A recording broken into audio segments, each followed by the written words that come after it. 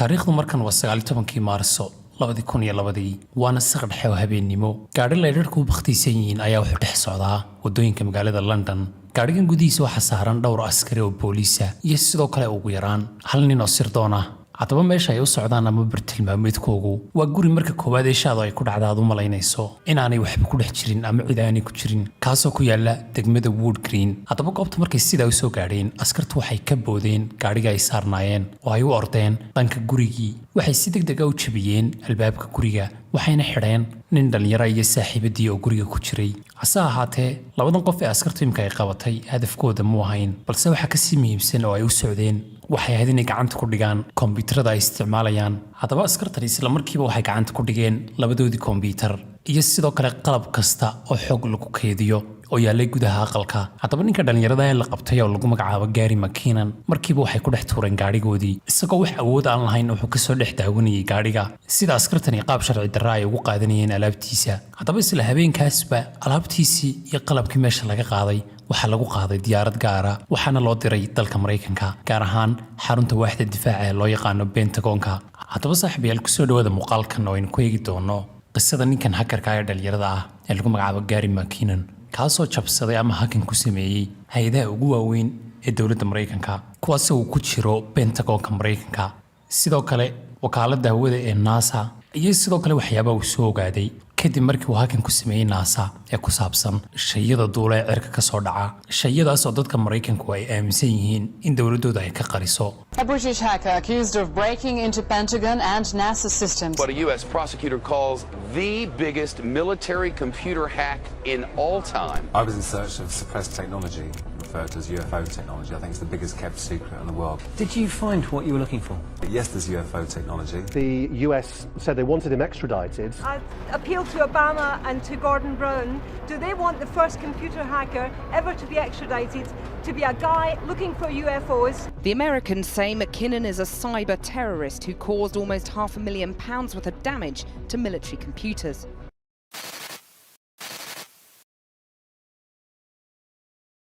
haddaba ugu horreyntaynaan muuqaalka gudagelin waxaan idinka codsanaa markii ugu horreysay aadna daawanaysa haddii ay tahay inaad subscribe noo saarto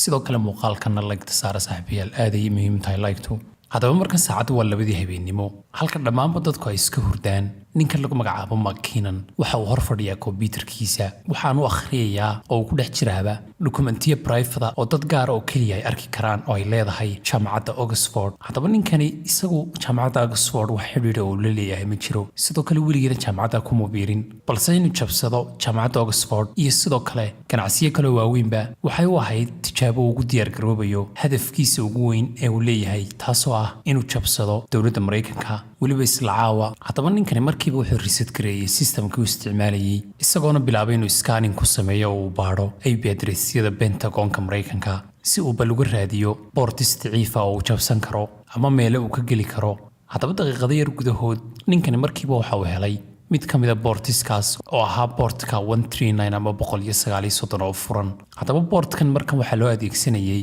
oo uu waday adeegga loo yaqaano NetBIOS kaasoo ah adeeg loo adeegsado si faylasha la iskugu kala gudbiyo qalabka Pentagonka uu leeyahay oo sharing files loo sameeyo. haddaba ninkani markii uu jabsaday boortkan ee uu dhex galayba markiiba waxa uu fududaatay inuu raadiyo networkiska Pentagonka isagoona markiiba helay computer active oo shaqaynaya. computerkaas ayuu computerkiisa ku xidhiidhiyay balse computerkan waxa uu weydiiyey password. ninkanina markiiba waxa uu iskaga eegay password caadiya oo passwordada default-ka ah ee uu ku soo dego computerku waxaana la yaab noqotayba in markii uu passwordka iskaga eegay uu passwordka u shaqeeyay iyadoo tan ay la micno tahay in computerro xogta ku jirta ay sida muhiim u tahay oo ku dhex jira serverka Pentagonka Mareykanka aan weli laga bedelinba passwordadii lagu soo eebiyey. So you're saying that you found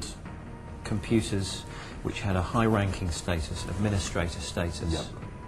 which hadn't had their passwords set, they were still set to default? Yeah. haddaba tallaabada xigta ee ninkani uu qaaday waxay noqotay in computerkaas uu imka gudaha u galay inuu ku install gareeyo oo ku shubo software remote control isagoo computerkiisa uu ka maamulayo si meel walba uu joogo isagoo uga maamulo computerkaas. mar labaadna tani ninkan waxay ugu shaqaysay si yar oo fudud. waqtigaas bilihii ka dambeeyayna ninkani wuxuu adeegsanayay computerkan si uu weliba ula socdo dhaqdhaqaaqa computerada kale oo weliba xog kasta ku jirtana uu akhrinayay kuwaasoo ay ku jireen faylal aad muhiima haddaba ninkan isagoo feelashaas iskaga dhex jiro iska wadwada waxaa ka soo horbaxay fayl excel ah kaasoo u muuqday mid la yaab leh oo markii hore ninkan uu la yaabay haddaba faylkan ayaa ciwaankiisu wuxuu ahaa saraakiisha aan ka mid ahayn saraakiisha dhulka taasoo aynu dib ka fahmi doono markaynu faahfaahino haddaba arrintan waxay ahayd guushii ugu horreysay ee ninkan makiina lagu magacaaba uu gaadhay taasoo calaamad u ah in dariiqa ninkan uu ku socdaa uu yahay dariiqii saxda ah ee uu ku heli lahaa caddaymo fara badan oo ku saabsan arrimahan UVO-ga soo dhaca ee aan la aqoon haddaba sidoo kale isla waqtigaas qoraal lagu magacaabo Stephen Greer ayaa isaguna buuggiisa wuxuu ku qoray caddaymo fara badan oo uu ka hayo arrimahan UFO-ga ama walxaa cirka ka soo dhaca ku saabsan kuwaasi weliba ay sheegayaan dad ka soo shaqeeyay militariga Mareykanka oo wax ka og arrimahan haddaba dadkan iskugu jira shaqaalaha iyo sidoo kale ciidamada horeba waxaa ka mid ah gabadhan lagu magacaabo Donna Hare taasoo la shaqeyn jirtay hay'adda cirka ee NASA sida ay muuqaalkan ku sheegaysan waxay sheegaysaa inay ka shaqeyn jirtay dhismaha sideedaad ee wakaaladda NASA. During the 70s and 71, I worked in the Building 8 of NASA for a contractor, Philco Ford. I walked into the photo lab, and in one of the photo panels, I saw a round white dot. I said, "Is this a UFO?" And he's smiling at me, and he says, "I can't tell you that." haddaba sidaynu ka arkaynay gabadhan muuqaalka waxay ku sheegtay inay dhismahan ku dhex aragtay waxyaabo ay ka sheekiday oo sawir ku jira laakiin qofka ay weydiisay uu ugu jawaabay inaan u sheegi karin maadaama wax la qarinayo uu ahaa sidoo kalena meesha wax lagaga bedelay sawiradaas iyo weliba muuqaaladaas ay ahayd dhismahan building 8 loo yaqaano sidoo kale macluumaadka ay siisay ninka qoraaga ah ee buuggiisa ku darsadayna gabadhan laftarkeeda macluumaad kale ayay ku sii dartay dhismahan oo waxay sii sheegtay meesha uu ka tirsan yahay ama waaxda uu ka mid yahay dhismahan lambarkiisu yahay lambar 8 waxaanu ka tirsanaa waaxda Johnson Space Center lagu magacaabo sidaa darteed ninkan hakarka ee makiinan macluumaadkan markii uu ogaaday wax waqtiyaba iska mulumin markaaba waxa uu ku dadaalay oo diiradda saaray sidii uu hakin ugu samayn lahaa qaybtan Johnson Space Center lagu magacaabo isagoo adeegsanaya qaabkii uu marka horeba u hakin gareeyay kombiyuutarada kale markana waxa uu jabsaday xarunta Johnson Space lagu magacaabo networkeeda oo dhan mar kalena waxa uu jabsaday kombiyuutar networkaas ku xiriirsanaa oo meesha yaalay kasii baadhay kombiyuutarada yaala dhismaha loo yaqaano building 8 waxaanu sii helay kombiyuutarro fara badan oo kale oo dhex yaala dhismahan laakiin kombiyuutarada markan uu helay ee dhismahaasi dhex yaalay waxay ahaayeen qaar baaswood ku xidhan yahay oo aan isaga furnayn sidii kuwii hore uu soo jabsaday laakiin markan waxa uu u baahnaa oo keliya hal kombiyuutar oo aan xidhnayn ama aan baaswood lahayn uu si fudud u jabsan karo si uu kuwa kale oo dhan gacanta ugu dhigo kombiyuutarkaasna uu helay sidaa darteedna kombiyuutaradii kale ee meesha yaalayna gacanta ayuu ku wada dhigay intaa kadibna wuxuu bilaabay inuu baadho sirta dhismahan building 8 ku dhex jirta ama waxa lagu dhex qarinayo ee kombiyuutaradaas ku jira haddaba ninkan waxa uu baadhay waxa ku jira kombiyuutaradaas waxaana ka soo horbaxay oo uu ku dhex arkay kombiyuutaradaas fiidiyoyo laga duubay dayax gacmeedyo sidoo kalena tiknoolajiyado la yaab leh oo hawada sare loo adeegsado iyo waxyaabo kale oo aan weligiiba arag laakiin ninkani weli waxaanu helin oo raadinayaa caddaynta ku saabsan waxyaabo cirka ka soo dhaca ee UFO-ga ninkan waxay ku qaadatay saacado far badan inuu baadho kombiyuutaradan dhex yaalay dhismaha building 8 saacadii ugu talagalayna way ka dhammaadeen maadaama habeen waxaan uu baadhayo waxaa la gaadhay subaxii markana shaqaalihi ayaa kusoo noqonaya xafiisyada oo haddii uu kombiyuutaradaas sii wadwado waxaa la arkayaa in qof isticmaalayay kombiyuutaradan balse intaanu kombiyuutaradan xidhin waxa uu mar kale isku dayay inuu kombiyuutarkii ugu dambeeyay eego kombiyuutarka uu markan galayna waxaa ka dhex samaysnaa 2 folder oo keliya waxaanu ku dhuftay 2dii folder mid ka mid ah markuu folderka furayna kadib folderkii waxaa ka soo baxay faylal kale oo fara badan kuwaasoo weliba ah faylal aanu hore u arag oo qaabka ay u yaalaan ayuu ka shakiyayba ninkani kadibna waxa uu ku dhex dhuftay mid ka mid ah faylashii waxaana markii ugu horreysay soo baxay layn yar laakiin laynkii hoose ayuu isku fidiyey waxaanu noqdayba sawir haddaba markan saacaddu waxay gaadhay 8 subaxnimo waana waqtigii shaqaaluhu ay soo noqonayeen laakiin sawirka uu ku dhuftay weli uu soo muuqanayaa oo wuxuu wadaa inuu soo baxo fursadana waa fursadda kaliya ninkani haysto si uu ogaado caddaymaha uu rabo welibana wuu arka sawirkani waxa uu yahay haddaba sawirkani waa uu soo baxay ninkiina uu arkay wuxuu ahaa sida uu muuqaalkan kaga sheekaynayo It was above the Earth's hemisphere. It was cigar-shaped. It had geodesic domes above, below, to the left, to the right, and both ends of. And although it was a low-resolution picture, it was very close up. This thing was hanging in space. The Earth's hemisphere was visible below it. balse haddaba ninkan isagoo faraxsan oo dabaaldegaya wuxuu arkay waxa goobtii soo galay ama dhismihii building 8 soo galay qof ka mid ah shaqaalaha waxaanu arkay in kombiyuutar uu shidan yahay laakiin ninkani markiiba waxa uu ka baxay seerfarkii uu ku jiray oo si degdeg ah ayuu uga baxay goobtani waa xarunta ilaalinta kaabayaasha qaranka ee Washington DC ku taala waana horaantii 2002 markii si kedisa loo soo wacay mid ka mid ah shaqaalihi xarunta isla markaana la wadaagay in mid ka mid ah website-yada militariga uu leeyahay la jabsaday haddaba ninka hakarka ah website-kan jabsaday sidoo kale wuxuu sheegay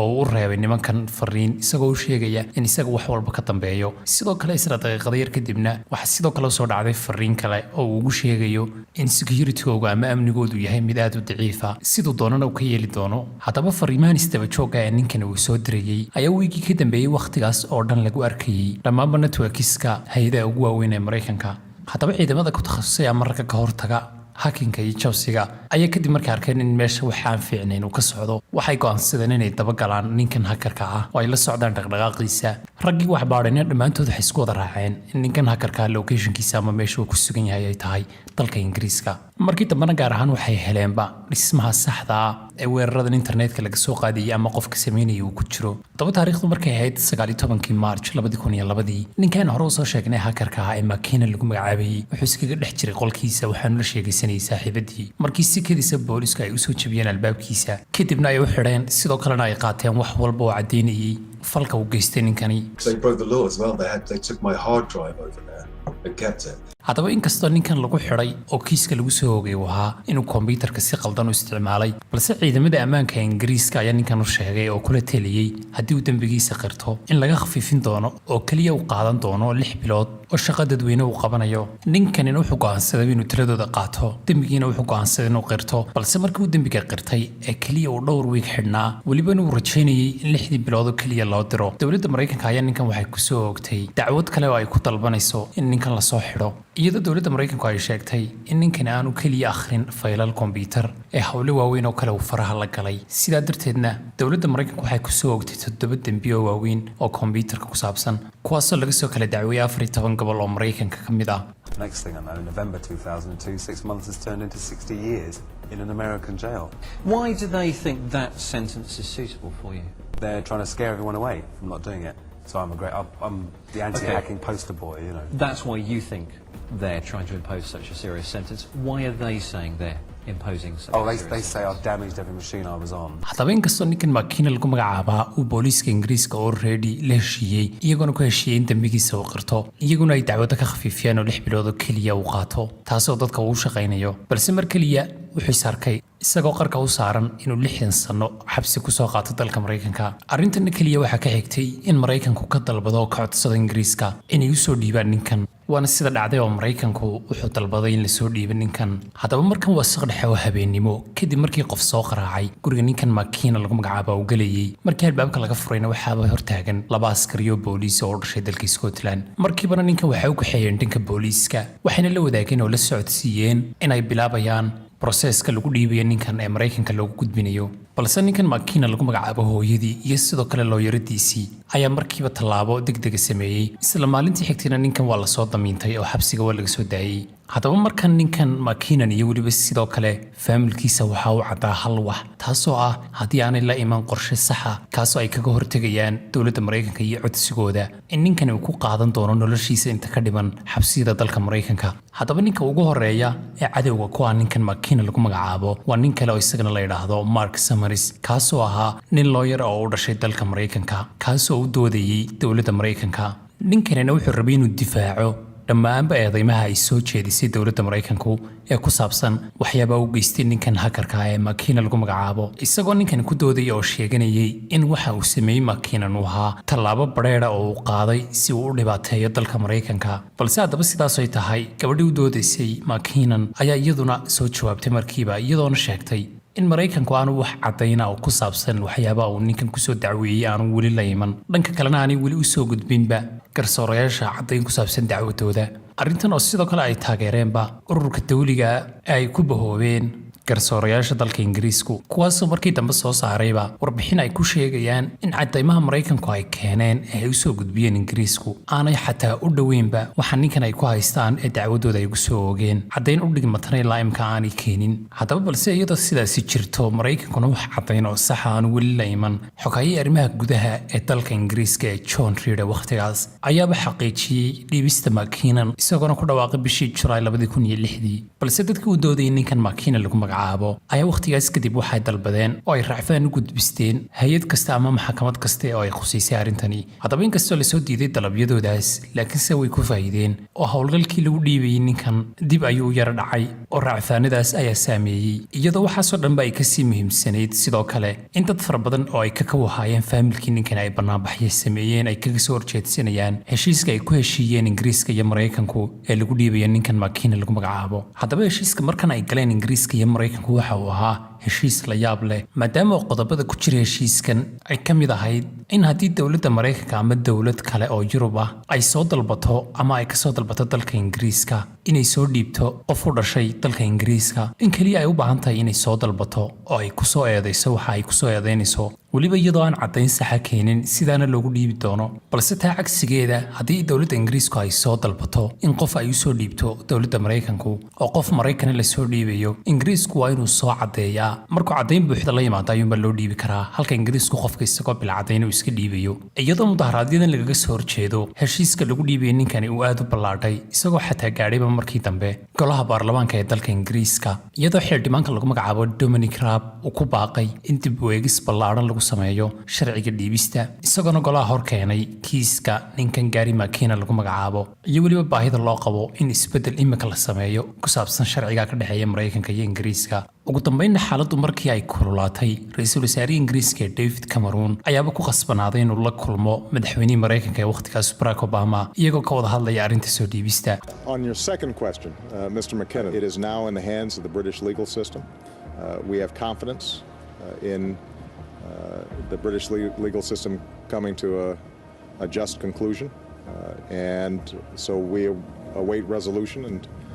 we'll be respectful of that process. haddaba sidaan ku arkaynay muuqaalkaas Barack Obama hadlayay, inkasta oo uu muuqday mid ogolaaday in Ingiriisku maxkamadeeyo McKinnon, haddana warar qarsoodi ayaa soo baxay dabayaaqadii 2009kii. wararkaas qarsoodigaana waxay muujinayeen dhanka kale ee sheekadan, taasoo la arkayay in ra'iisul wasaarihii Ingiriiska ee Gordon Brown uu si qarsoodi ah uga codsanayay maamulka Mareykanka ee Obama ugu horeeyo inay u ogolaadaan Ingiriiska inay iyagu maxkamadeeyaan ninkan oo dalka Ingiriiska lagu maxkamadeeyo, laakiin codsigiisa si qarsoodi ayaa loo soo diiday. intaana waxaa sidoo kale sii dheer intii lagu guda jiray wadahadallo u dhexeeyay diblomaasiyiinta Mareykanka iyo qaranada McKinnon. hal diblomaasi oo ka mid ah diblomaasiyadaas ayaa sheegay in dad ka mid ah dowladoodu ay rabaan in McKinnon lagu dilo kursiga korontada. haddaba inkastoo aan la kala sheegi karin in Mareykanka ay daacad ka ahayd inay u ogolaadeen Ingiriisku inuu maxkamadeeyo ninkan iyo inay ku qasbanaadeen oo ay rabeen inay dilaan markii hore, ugu dambeyntii way ogolaadeen, Ingiriiskana way ogolaadeen in ninkan la maxkamadeeyo oo dalka Ingiriiska hawshiisa lagu dhameeyo. haddaba intaa kadib David Cameron markii uu la kulmay Obama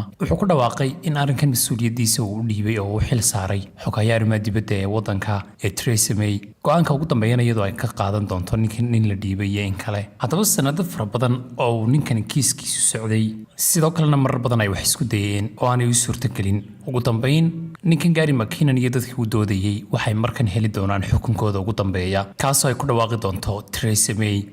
Since I came into office, the sole issue on which I have been required to make a decision is whether Mr. McKinnon's extradition to the United States would breach his human rights. Mr. McKinnon is accused of serious crimes, but there is also no doubt that he is seriously ill. He has Asperger's syndrome and suffers from depressive illness. The legal question before me is now whether the extent of that illness is sufficient to preclude extradition. As the House would expect, I have very carefully considered the representations made on Mr. McKinnon's behalf, including from a number of clinicians. I have obtained my own medical advice from practitioners recommended to me by the Chief Medical Officer, and I have taken extensive legal advice. After careful consideration of all of the relevant material, I have concluded that Mr. McKinnon's extradition would give rise to such a high risk of him ending that a decision to extradite would be incompatible with Mr. McKinnon's human rights. I have therefore withdrawn the extradition order against Mr. McKinnon. haddaba sidaanu muuqaalkaas ka soo aragnay, Theresa May waxay ku sheegtay muuqaalka in ninkan McKinnon lagu magacaabo uu xanuunsan yahay, weliba xanuunkiisu aanu sahlanayn. xanuunkaasina waa sababta ka dambaysa in ninkan laga joojiyo in loo dhiibo Mareykanka. sanadkii 2008 ninkan waxaa laga daweeyey xanuunka lagu magacaabo Asperger's syndrome, kaasoo xanuun maskaxda ku dhaca, kaasoo qofka ku sababa inay ku adkaato dad dhexgalku sidoo kalena ku sababta in waxyaabo fara badan oo soo noqnoqonaya uu xiiseeyo ama uu isku dayo kuwaasoo xadka ka baxsan waana sababta ninkan ku sababtay inuu raadiyo waxyaabaha ku saabsan waxa cirka ka soo dhacaya waxaas ama UFO-ga ee uu ka jabsaday dalka Mareykanka dhanka kale sidoo kale ninkan waxa laga daweeyay depression aad u daran kaasoo ku dhacay labada xanuunna waxay noqdeen labada xanuun ee sababay in laga daayo dhiibista sidoo kale dhakhtarkiisuna wuxuu sheegay haddii ninkan la dhiibo oo la xidho Mareykankana lagu xidho in xanuuno kale oo fara badan ay ku dhici karaan naftiisuna ay sida khatar ku geli karto khatartaana ay ka dambeyn doonaan dowladda Ingiriisku sidoo kalena ninkan xaaladiisa jireed iyo tan nafsigaaba aad bay hooseysay iyadoo lagu darayo mudaharaadyadii loo sameeyay in wax laga bedelo xeerka dhiibista ee Ingiriiska iyo Mareykanka ka dhaxeeya waxyaabahaas oo dhan oo la isku daray markii ay eegtay gabadhan Theresa May lagu magacaabaa waxay joojisay dhiibitaankii ninkan ay Mareykanka u dhiibaysay haddaba ninkan kaliya si psychology ahaan uma dhaawacin dagaalkan uu kula jiray dowladda Mareykanka ee maxkamadeed kaasoo socday waqti gaadhay 10 sano sidoo kale ninkan islaantii dhashay ee hooyadii ayaa iyaduna la dhibaatootay dhibaatooyin nafsiya oo ay ka qaaday kiiska inankeeda loo haysto ee socday 10 sano haddaba islaantani inankeeda kaliya kuma taageerin si nafsiyana oo niyadda uma dhisin balse sidoo kale waxay soo qaban qaabisay dhammaanba mudaharaadyadii lagu diidayay ee lagaga soo horjeestay kiiska inankeeda lagu dhiibayo kaasoo ay dad aad u tiro badan isku soo ururisay si ay ugu mudaharaadaan dowladda Ingiriiska haddaba islaantani markii ay sidaas samaysay ee dadka isku soo ururisay kaliya wiilkeeda ma badbaadin balse waxay sidoo kale ku qasabtay dowladda Ingiriiska inay wax ka bedel ku samayso xeerka dhiibista ee ka dhaxeeyay Mareykanka iyo Ingiriiska taasoo sidoo kale ka caawisay maxkamadaha dalka Ingiriiska inay diidi karaan ama ay ka soo horjeesan karaan dhiibitaanada dowladaha kale ay soo dalbadaan haddii wax caddayn oo sax lagu waayo qofka haddaba qaybtan muuqaalka waxaynu ku eegi doonaa muuqaalada ay caddeeyeen Pentagonku 2019 kuwaasoo ku saabsanaa UFO-ga ama waxyaabaha cirka ka soo dhaca waqtigan oo ahaa 15 sano kadib markii McKinnon uu jabsaday hay'adda NASA